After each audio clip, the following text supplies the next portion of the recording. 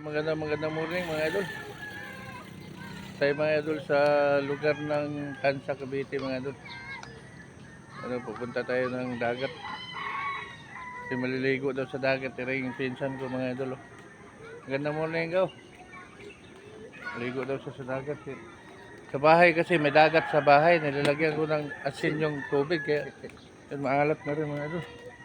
Kawat to. Kaso yun gawa no? Good morning mga idol. Ano? Yung driver natin mga idol. Ano? Sa taot dyan. SP member.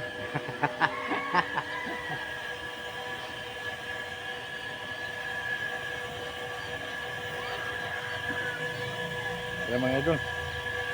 Tayo lulusob sa